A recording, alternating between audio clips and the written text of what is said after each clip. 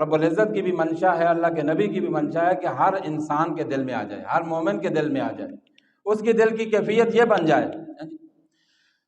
اب اس کیفیت کے بننے کے لیے حضور صلی اللہ علیہ وسلم نے ایک زبردست نسخہ بتایا۔ آپ صلی اللہ علیہ وسلم نے ایک زبردست نسخہ ارشاد فرمایا، اور وہ نسخہ یہ ہے، حدیث میں آتا ہے کہ رسول اللہ صلی اللہ علیہ وسلم نے فرمایا کہ تم اللہ کے ڈر اور خوف سے بہت زیادہ رو، اللہ کے ڈر اور خوف سے بہت زیادہ رو اور بہت کم ہنسو، بہت زیادہ رو۔ اگر تمہیں رونا نہ آئے تو تم بتکلف رو، رونا نہ آئے تو رونے والی شکل بنا لو، رونے والی شکل بنا کر رو لو گے تو پھر بھی رب العالمین معاف کر دے گا۔ رونے کی شکل ہی بنا لو گے تو پھر بھی اللہ رب العزت تمہیں معاف کر دے گا۔ اللہ کی رحمت کا، اللہ کی رحیمی کا اندازہ فرمائیں کہ بندے کو صرف نقل کرنے کے اوپر بھی اللہ تعالیٰ معافی کا اعلان کر رہے ہیں۔ تو فرمایا کہ تم اگر رونے کی شکل بنا لو گے تو پھر بھی تمہیں معافی مل جائے گی، رونے کی شکل ہی بنا لو۔ اس لیے کہ قیامت والے دن دوزخی جہنمی اتنا روئیں گے، اتنا روئیں گے کہ ان کے چہروں پر نالیاں بن جائیں گی، آنسوؤں کی وجہ سے نالیاں بن جائیں گی ان کے چہروں پر۔ اور جہنم کے اندر تو یہ جسم نہیں ہوگا، وہ تو بہت بڑھا چڑھا کر جسم دے دیا جائے گا۔ شاید ہو سکتا ہے کہ ہمارا منہ جو ہے نا وہ پتہ نہیں کتنا بڑا ہو، ہمارے محلے سے بھی اتنا بڑا ہو، تو نالیاں بنی ہوں گی، اور ان نالیوں سے جب آنسو ختم ہو جائیں گے تو خون آنا شروع ہو جائے گا، اور اس کے بعد پیپ آنا شروع ہو جائے گی، آنکھیں زخمی ہو جائیں گی، اور نبی علیہ السلام نے فرمایا کہ اتنی پیپ اور خون نکلے گا کہ اگر اس میں کشتیاں چلائی جائیں تو کشتیاں بھی چلنا شروع ہو جائیں گی۔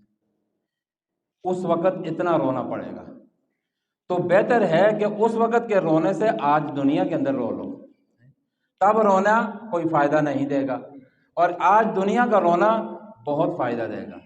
بلکہ فرمایا کہ اگر تم بہت زیادہ نہ بھی رو، تھوڑا سا رو لو، اور اتنے زیادہ بڑے آنسو نہ نکلیں، مکھی کے سر کے برابر بھی اگر تمہارا آنسو نکل جائے، مکھی کے سر کے برابر بھی، تو اس آنسو کے اوپر بھی اللہ تعالیٰ تمہیں معاف کر دے گا۔ وہ آنسو نکل کر تمہارے چہرے تک پہنچ جائے گا، تو فرمایا کہ اس چہرے کو قیامت والے دن آگ میں ڈالا نہیں جائے گا۔ جو اللہ کے خوف سے آنسو نکل کر چہرے تک پہنچے گا، اس کی وجہ سے اللہ رب العزت ایسے اس چہرے کو جہنم میں نہیں ڈالیں گے۔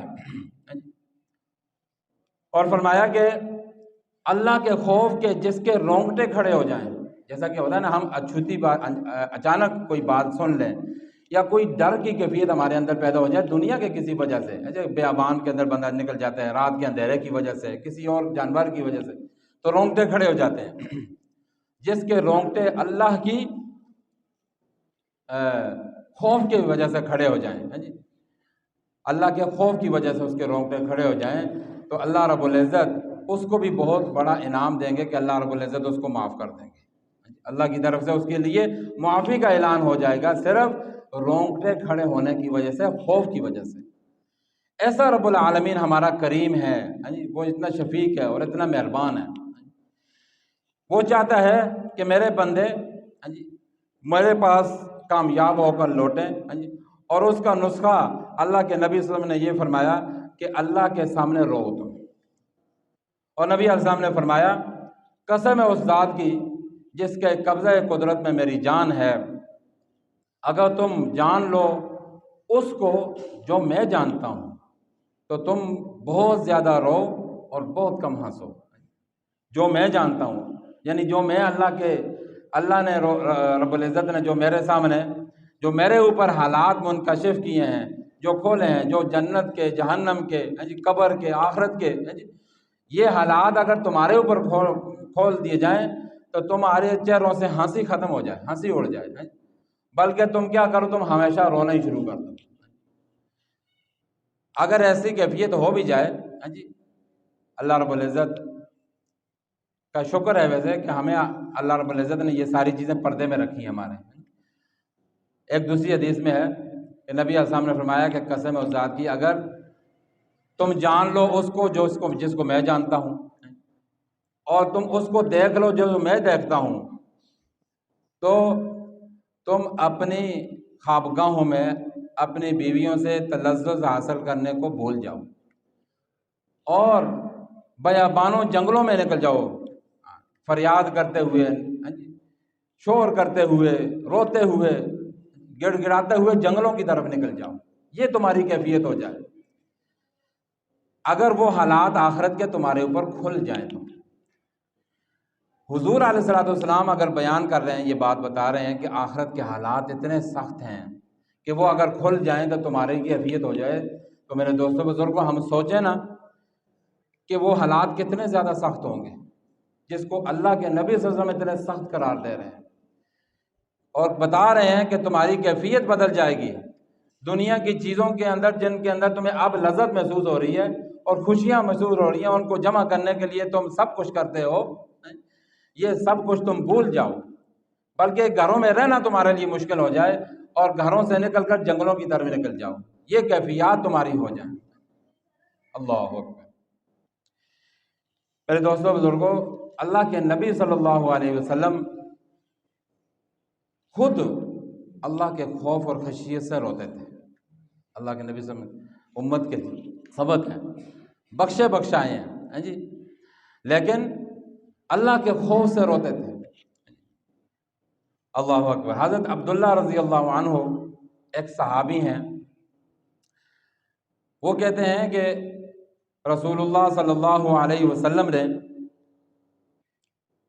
مجھے حکم دیا کہ میں قرآن پاک کی تلاوت کروں ان کے سامنے۔ میں نے عرض کیا، یا رسول اللہ صلی اللہ علیہ وسلم، میں کیسے آپ کے سامنے تلاوت کروں جبکہ قرآن پاک تو آپ کے اوپر نازل ہوا ہے؟ میری ہمت، یعنی یہ بتا رہے ہیں کہ میری ہمت نہیں ہو سکتی میں آپ کے سامنے تلاوت کروں۔ تو نبی اعظم نے فرمایا کہ عبداللہ، میں چاہتا ہوں دوسروں سے قرآن سننا چاہتا ہوں۔ تو کہتے ہیں کہ میں نے سورۃ النساء کی تلاوت شروع کر دی، سورۃ النساء کی تلاوت شروع کر دی۔ جب میں نے سورۃ النساء کی تلاوت شروع کی اور اس آیت پر پہنچا، فَكَيْفَ إِذَا جِئْنَا مِن كُلِّ أُمَّةٍ بِشَهِيدٍ وَجِئْنَا بِكَ هَؤُلَاءِ شَهِيدًا، جس کا مطلب ہے کہ وہ کیا حال ہوگا اس وقت جب ہم ہر امت سے ایک گواہ کو لائیں گے۔ ہر امت سے وہ گواہ کون ہوگا؟ ہر امت کا جو نبی ہوگا وہ گواہی دے گا، اور آپ کو بھی گواہی کے لیے، آپ کو بھی ان سب کے اوپر گواہ بنائیں گے۔ تو نبی علیہ السلام نے جب اس بات کو سنا تو آپ اللہ کے خوف سے رونا شروع کر دیا۔ آپ نے حضرت عبداللہ سے فرمایا کہ عبداللہ بس کر دو۔ حضرت عبداللہ رضی اللہ عنہ کہتے ہیں کہ میں نے جب حضور کے چہرہ انور کی طرف دیکھا تو آپ صلی اللہ علیہ وسلم کے چہرہ انور کے اوپر، آپ کے رخساروں کے اوپر آپ کے آنسو جاری ایسے بہہ رہے تھے۔ اللہ کے رسول صلی اللہ علیہ وسلم ایسے اللہ کے خوف سے رویا کرتے تھے۔ اور آپ کے جو صحابہ ہیں وہ بھی جب ان کے سامنے بھی کوئی ایسا واقعہ ہو، اور دوسری بات یہ کہ حضور علیہ الصلوۃ والسلام کی ان کو یعنی مصاحبت حاصل تھی، آپ کے مجلسوں میں بیٹھتے تھے، ان کا ایمان بڑا مضبوط تھا، جی اللہ کے خوف کے تذکرے سنتے رہتے تھے، تو اس وجہ سے وہ بہت زیادہ روتے تھے، بہت زیادہ روتے تھے۔ حضرت ابو ہریرہ رضی اللہ عنہ فرماتے ہیں کہ جب یہ آیات نازل ہوئیں سورہ نجم کی ہیں، افامن ھذا الحدیث تعجبون وتضحکون ولا تبکون،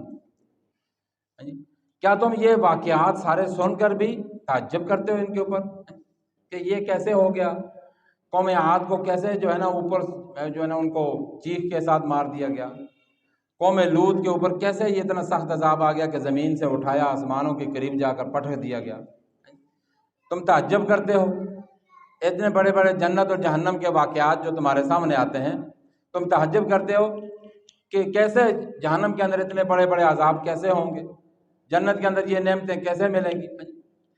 وَتَضْحَكُونَ وَلَا تَبْكُونَ، اور عبرت کی بجائے تم ہنستے ہو، روتے نہیں ہو ان واقعات کو سن کر۔ جب نبی علیہ الصلوۃ والسلام نے ان آیات کو صحابہ کے سامنے پڑھا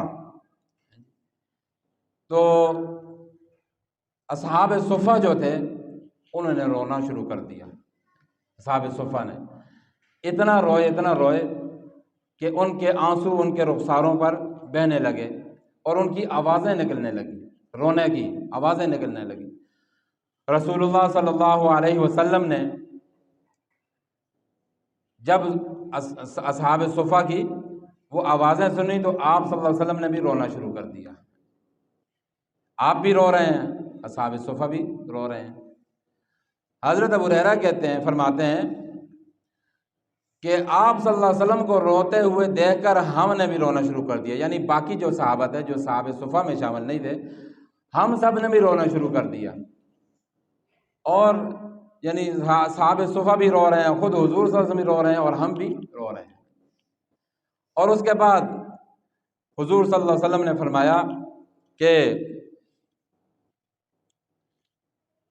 جو بندہ اللہ کے خوف سے روئے گا، جو بندہ دنیا کے اندر اللہ کے خوف سے روئے گا، اللہ رب العزت اس کو آگ میں داخل نہیں کریں گے۔ اللہ رب العزت اس کو آگ میں داخل نہیں کریں گے۔ اور جو بندہ گناہ کے اوپر اصرار کرے گا، اللہ تعالیٰ اس کو جنت میں داخل نہیں کریں گے۔